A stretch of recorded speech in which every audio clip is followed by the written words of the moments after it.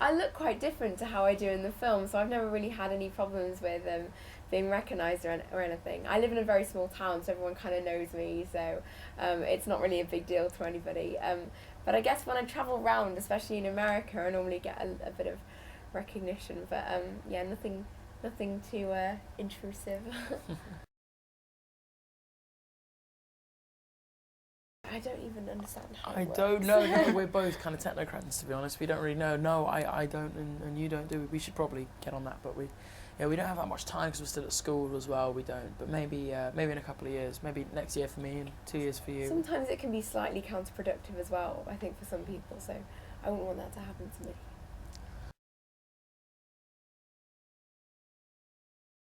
Yeah, absolutely. Well, the first time I met them on a set was actually at an audition, and they'd created this set in London to replicate the room in Lucy's room in the Scrub House, which is very similar to the one that actually ended up on screen. It was quite similar, which is very scary. Yeah, really similar. And we did a scene there.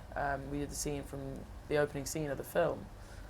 Effectively, and it was really nerve-wracking, but these guys made me feel sort of a lot calmer, and they were lovely, really nice, and it's set up for a great friendship because we all got on so well. But on set was actually the same scenario almost. We were in that same set, and it was my first scene in the film was literally the first scene I shot and first scene that we did together. So we'd had a bit of practice, and it was great, and it just worked out that way, just as a coincidence. And then of course we did all the water stuff when the painting comes to life and we enter Narnia, and that was a really cool way to start the film. Actually, it was a bit of continuity, which is rare because obviously you film it out of sequence. So, it was great. It was, it was tough. I hope I'm not anything like him. I hope I'm not. But it was quite tough playing him. Emotionally and physically, it was quite draining, and it was quite it was tough. It was hard work, but I loved it, and I loved that challenge, and I really enjoyed it. And I just felt bad about subjecting these guys to him for 6 months, and then them having to deal with him on set all the time. But obviously, once the cameras had cut and stuff, it was cool, and we were all just sort of friends, and that was what was really nice. That the fact that we'd all got on so well didn't distract or detract from kind of what we were trying to create on screen.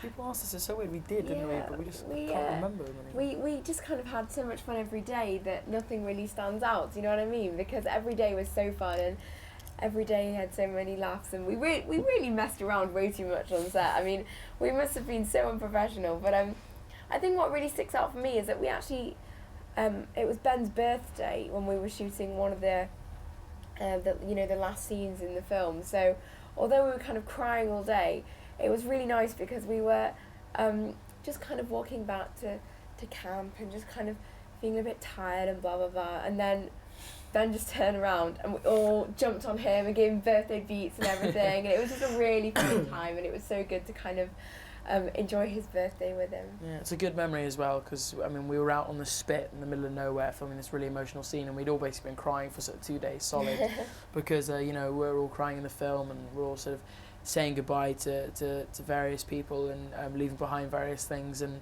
it was quite a tough few days, and we were all leaving that, and everyone kind of, even though we'd all finished, it was that kind of tired off the bed feeling, and everyone was quite down, and that kind of livened things up, and it was a nice way to leave what was a really beautiful setting as well. Definitely, it's certainly bittersweet. I'm very excited about moving on and hopefully doing other things, but at the same time, Narnia has basically taught me everything I know about acting, and it's just been the most amazing experience, and I'm extremely sad to be leaving. Oh yeah, potentially. Yeah, obviously, if they make the next film, The Silver Chair, I'd be, of course, overjoyed to do it. But at the moment, the focus is on this film and the performance of this film in the cinemas, and we just hope that the film has done what is such a great book justice and lives up to the kind of standard that I think Narnia and people like Georgie and Skander and Ben have set for it.